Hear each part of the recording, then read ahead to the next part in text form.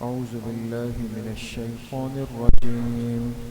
بسم الله الرحمن الرحيم. وإن كانوا ليقولون لو أن عندنا ذكرا من الأولين لكنا عباد الله المخلصين فكفروا به فسوف يعلمون. ولقد سبقت كلمتنا لعبادنا المرسلين إنهم لهم المنصورون وإن جندنا لهم الغالبون. فتول عنهم حتى حين وأبصرهم فسوف يبصرون.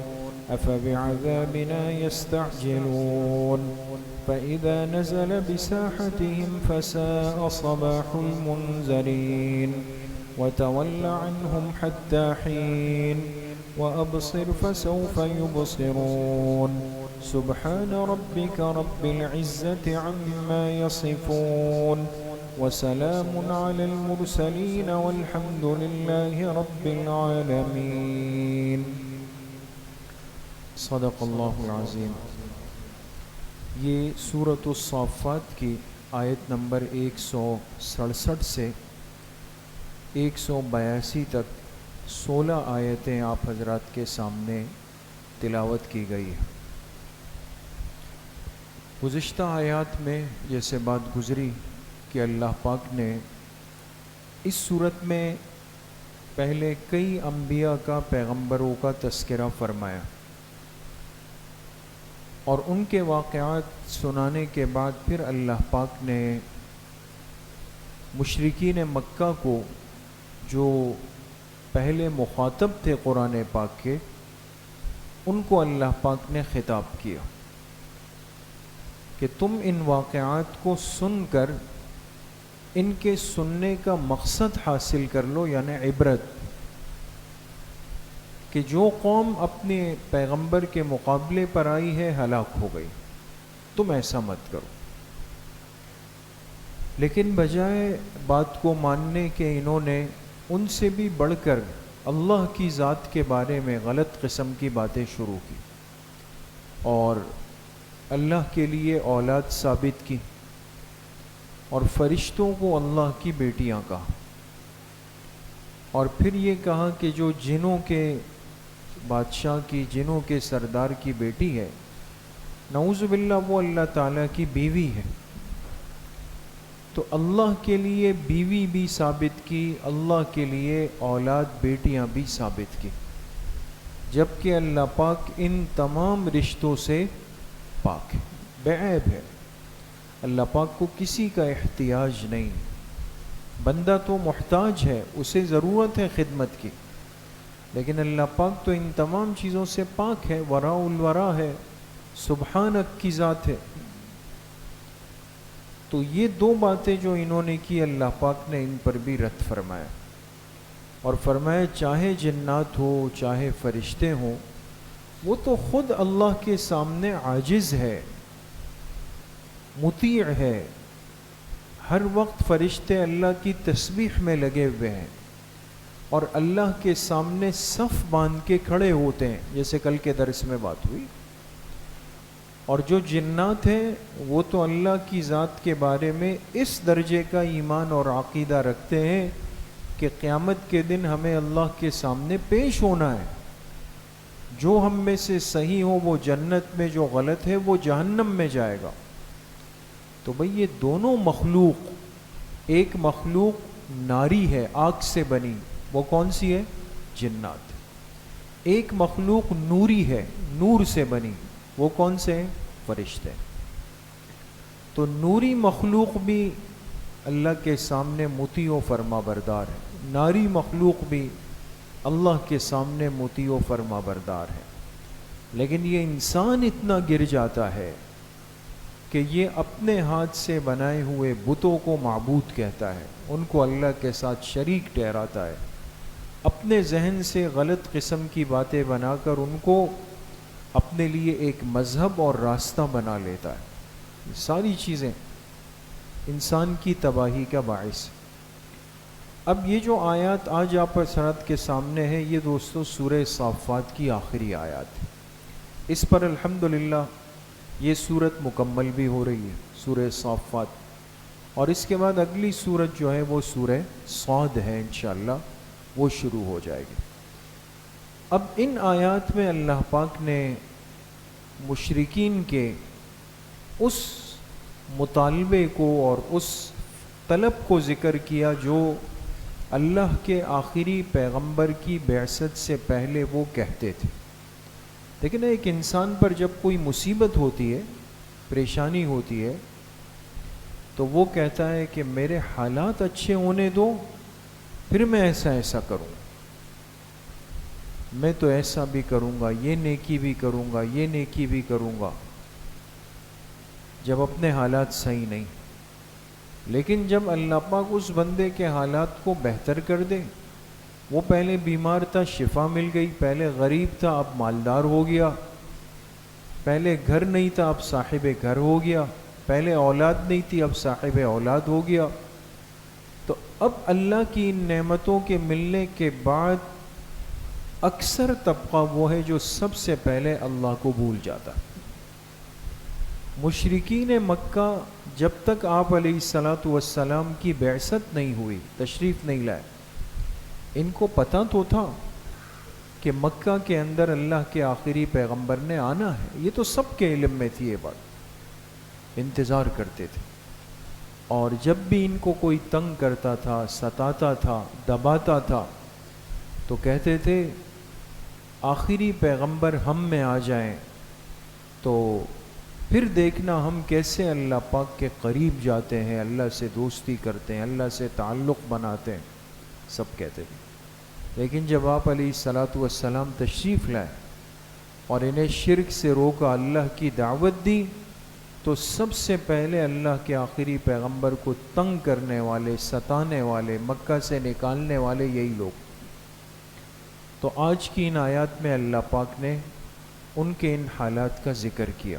ان آیات کا ترجمہ ہے وَإِن كَانُوا لَيَقُولُونَ، بے شک یہ وہی لوگ ہیں، بے شک یہ وہی لوگ ہیں، یعنی اہل مکہ، لَيَقُولُونَ جو پہلے کہتے تھے لَوْ أَنَّ عِندَنَا ذِكْرًا مِّنَ الْأَوَّلِينَ، کاش کہ ہمارے پاس بھی ایسی ہی کوئی کتاب اور نصیحت آ جائے، من الاولین جو پچھلی امتوں کے پاس آئی، تورات، زبور، انجیل، کاش ہمارے پاس بھی آئی۔ اگر ایسا ہوا تو لَكُنَّا عِبَادَ اللَّهِ الْمُخْلَصِينَ، تو پھر تو ہم ضرور بالضرور اللہ کے چنے ہوئے نیک بندوں میں شامل ہو جائیں۔ فَكَفَرُوا بِهِ، لیکن جب آخری پیغمبر اور آخری کتاب ان تک پہنچی، فَكَفَرُوا بِهِ، تو انہوں نے اس کا انکار کیا، اب انکار کر دیا۔ اللہ پاک نے فرمایا فَسَوْفَ يَعْلَمُونَ، اب مانگنے کے بعد پیچھے ہٹ گئے، نعمت ملنے کے بعد نعمت کی ناقدری کی، فَسَوْفَ يَعْلَمُونَ، عن قریب اپنے انجام کو جان لیں گے۔ وَلَقَدْ سَبَقَتْ كَلِمَتُنَا لِعِبَادِنَا الْمُرْسَلِينَ، اور یقیناً ہمارا فیصلہ ہو چکا ہے ہمارے ان بندوں کے بارے میں جنہیں ہم نے پیغمبر بنا کر بھیجا۔ کیا فیصلہ؟ کہ اِنَّهُمْ لَهُمُ الْمَنْصُورُونَ، کہ بے شک وہ غالب ہی رہیں گے۔ اہل ایمان کے پیغمبر اور اہل ایمان غالب ہی رہیں گے۔ وَإِنَّ جُنْدَنَا لَهُمُ الْغَالِبُونَ، اور بے شک جو ہمارے لشکر ہیں ان کو غلبہ ملے گا۔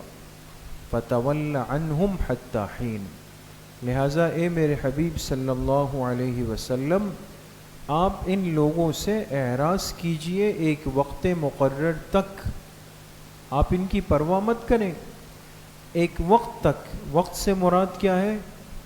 تو مفسرین نے لکھا اس سے مراد یا تو ان کی موت ہے، یا اس سے مراد دنیا میں ان پر آنے والی اللہ کی پکڑ ہے۔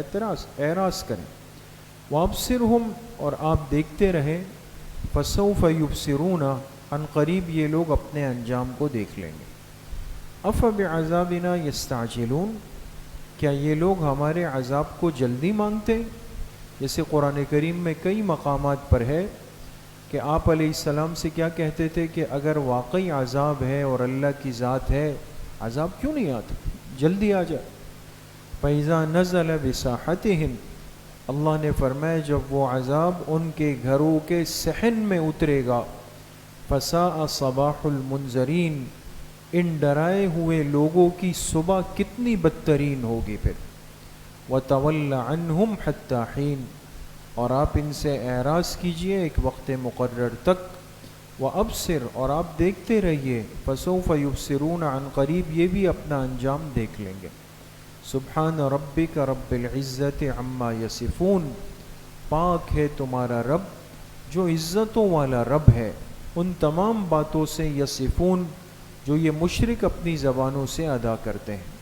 اور سلامتی ہو علی المرسلین، تمام پیغمبروں پر، والحمد للہ رب العالمین، اور تمام تعریف خاص ہیں اس اللہ کے لیے جو تمام جہانوں کو پالنے والا ہے۔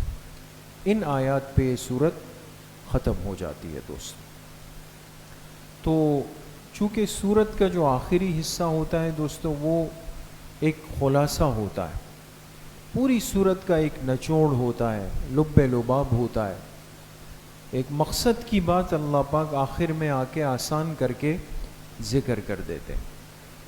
اور وہ مقصد کی بات اللہ پاک نے ہمیں کیا سمجھائی دوستو؟ ایک تو یہ ہے کہ جب بندہ اللہ کی کسی نعمت کا انتظار کرے، مانگے اللہ پاک سے، تو اس نعمت کے ملنے کے بعد پھر اس کی قدردانی بھی اسی طرح کرے۔ یعنی جتنا انسان کو ایک چیز کی طلب ہے نا دوستو، طلب کہ کاش مجھے ذاتی گاڑی مل جائے، اب میں انتظار کر رہا ہوں کہ وہ دن آئے کہ میرے پاس میری ذاتی سواری ہو، میرے پاس میرا ذاتی گھر ہو، میرے پاس میری ذاتی دکان ہو۔ مثال دے رہا ہوں دوست، اور کئی سالوں سے مانگ رہا ہوں، کوشش بھی کر رہا ہوں، اور بالآخر اللہ کا فضل ہو جائے اور وہ نعمت مل جائے۔ اب اس بندے کو اللہ پاک دیکھتے ہیں کہ جتنی طلب سے مانگ رہا تھا، اب ملنے کے بعد کیا اتنا ہی اس نعمت کا شکر بھی ادا کر رہا، یا اب ہلکا ہو گیا؟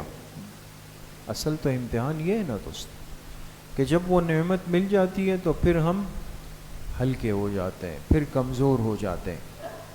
پھر بعض ایسے اللہ کے خاص بندے ہوتے ہیں جو ہر حال میں کہتے ہیں بھئی یہ سب کچھ اللہ کے فضل اور توفیق سے ہوا، لیکن کمزور لوگ کیا کہتے ہیں؟ وہ 99 تعریفیں اپنی کرتے ہیں، میں یہاں بھی گیا، یہ بھی کیا ہے، خون پسینہ میرا اس پہ بہہ گیا ہے، میں نے اتنا ٹائم دے دیا ہے، میں نے یہ کیا، تب جا کر یہ سارے کام۔ تو 99 تعریفیں اپنی، آخر میں ایک لفظ اللہ کے لیے، کتنی بڑی ناقدری۔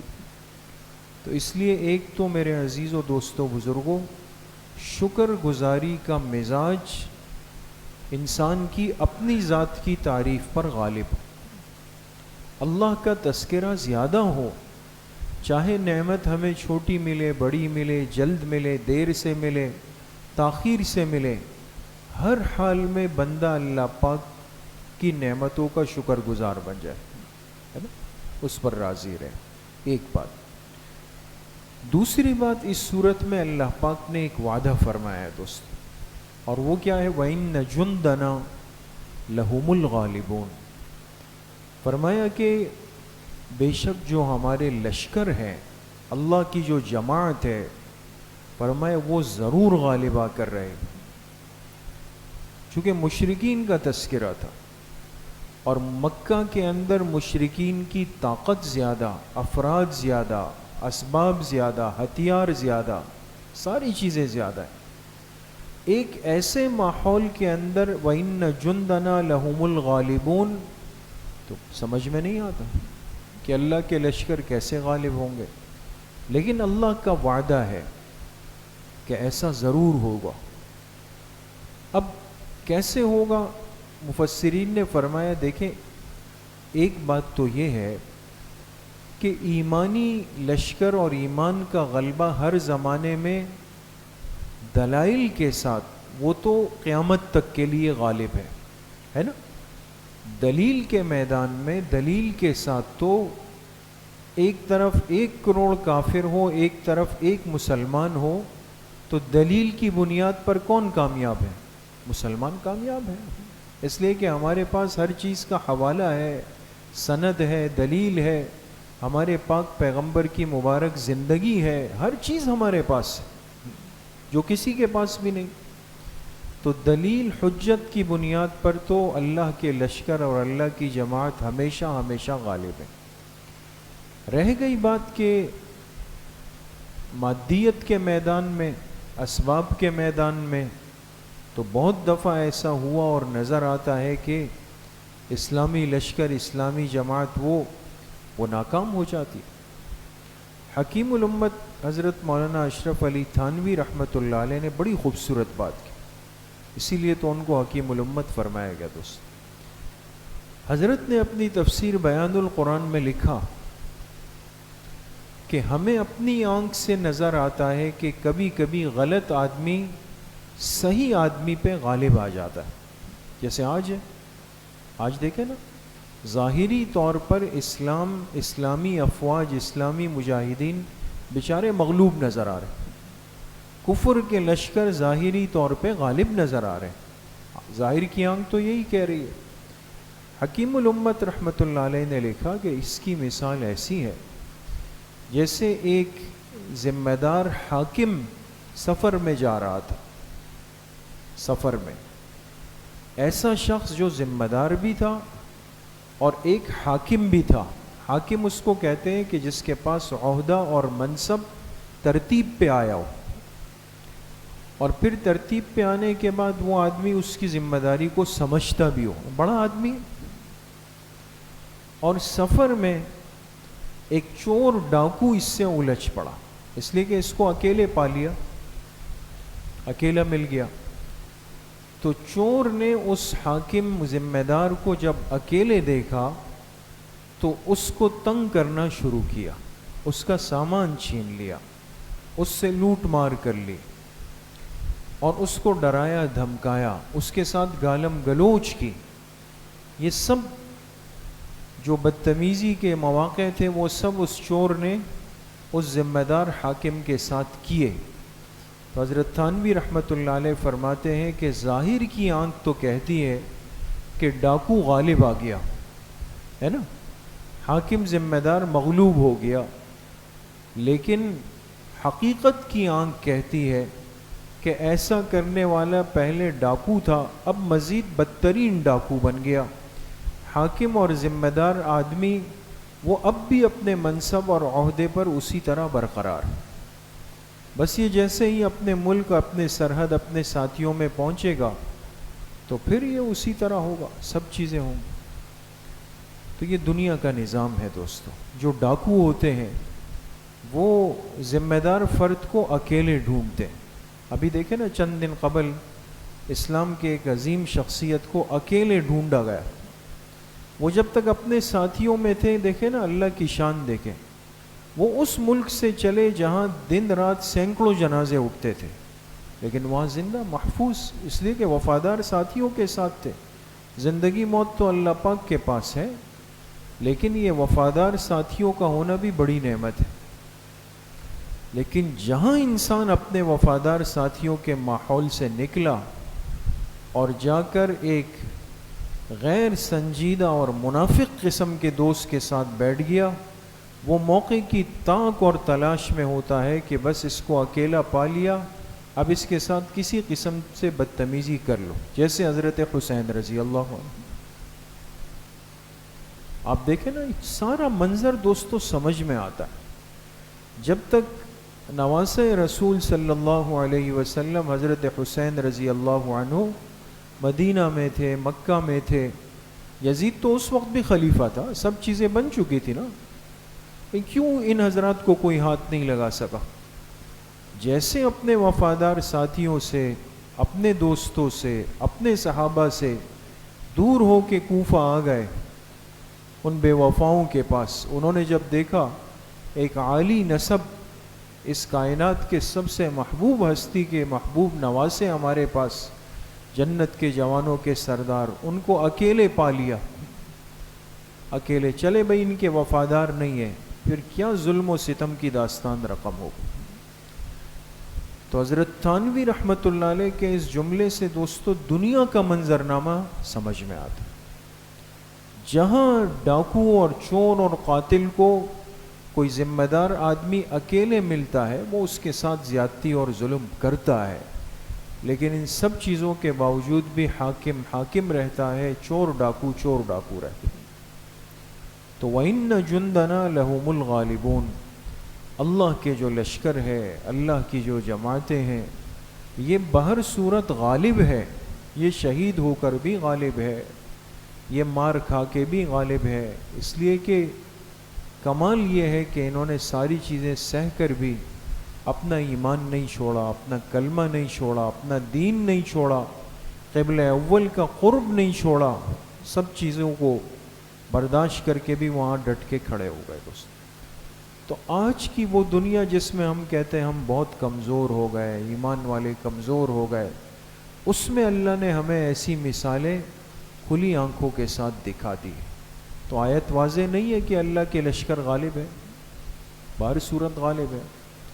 تو آج تو یہ ظاہر کی ناکامی نظر آتی ہے، لیکن یقیناً وہ وقت بھی قریب ہے کہ جب اسلام کے یہ سارے لشکر حقیقتاً بھی کھلی آنکھوں سے دنیا پہ غالب آ جائیں گے، اور حضرت مہدی علیہ الرحمہ کا ظہور ہوگا. ان کا زمانہ قریب ہے، لیکن اہل ایمان اس بنیاد پر تکیہ نہیں لگائیں گے. یہ بات یاد رکھیں دوستو، نقطے کی بات عرض کر رہا ہوں. اہل ایمان اس بات پہ تکیہ نہیں لگائیں گے کہ بھئی میں ہاتھ پہ ہاتھ رکھ کے اس لیے بیٹھا ہوں کہ حضرت مہدی نہیں ہے، وہ آئیں گے تو وہ ہماری قیادت کریں گے، امام بنیں گے، تب ہم چلیں گے. نہیں، اہل ایمان تو اپنی کوشش کرتے رہیں گے. جب حضرت آئیں گے تو حدیث پاک میں آتا ہے کہ پھر تو تقسیم کا عمل ہو جائے. ان کی آمد سے پہلے جو دین کے ساتھ لگا رہا، جڑا رہا، برداشت کرتا رہا، یہ در حقیقت اس بات کی علامت اور نشانی ہے کہ اس نے حضرت مہدی علیہ الرحمہ کے خیمے میں آنا ہے. اور اللہ ہم سب کو شامل فرمائے، کیونکہ وہ کامیاب ہے، وہ اللہ کے محبوب ہے. اور جس نے حالات کو دیکھ کر نعوذ باللہ ایمان بدلا، عقیدہ بدلا، بات بدل دی، اغیار کے ساتھ جا کے بیٹھ گیا، یہود و نصارہ اور منافقین کی صفوں میں مل کر ہاں میں ہاں ملائی، فرمائے یہ در حقیقت دجال کے خیمے میں جلا جائے گا. اللہ کریم مجھے بھی آپ سب کو صحیح عمل کی توفیق نصیب فرمائے. تو انشاءاللہ کل بعد نماز مغرب اصلاحی بیان کی مجلس بھی ہے، اور ہمارے ہاں جو بچوں کے لیے، ساتھیوں کے لیے تعلیم و تربیت کورس جون جولائی کی چھٹیوں میں ہر سال ہوتا ہے، وہ شروع ہوا تھا، الحمدللہ مکمل ہو گیا، اس کا امتحان بھی ہو گیا. بڑی تعداد میں محلے کے بچوں نے مکمل کیا. بچیوں نے ماشاءاللہ 100 کے قریب بچیوں نے، 80 کے قریب بچوں نے مکمل کیا. تو ان کی حوصلہ افزائی کے لیے بھی ایک چھوٹی سی مجلس کل مغرب کے بعد اسی اصلاحی مجلس کا حصہ ہے. آپ تمام ساتھیوں سے میری درخواست ہوگی کہ کل مغرب کی نماز یہیں ادا فرمائیں. انشاءاللہ ان بچوں کی حوصلہ افزائی بھی ہوگی، ان کو انعامات بھی دے دیں گے، اور ذکر دعا کی مجلس بھی ہو جائے گی. اور مستورات کے لیے انشاءاللہ مدرسۃ البنات میں ترتیب ہوگی. ساتھیوں سے درخواست ہے.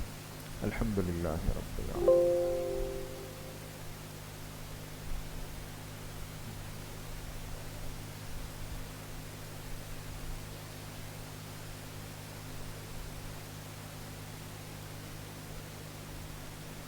وصلی اللہ وسلم علی نبینا محمد وآلہ واصحابہ اجمعین برحمتہ.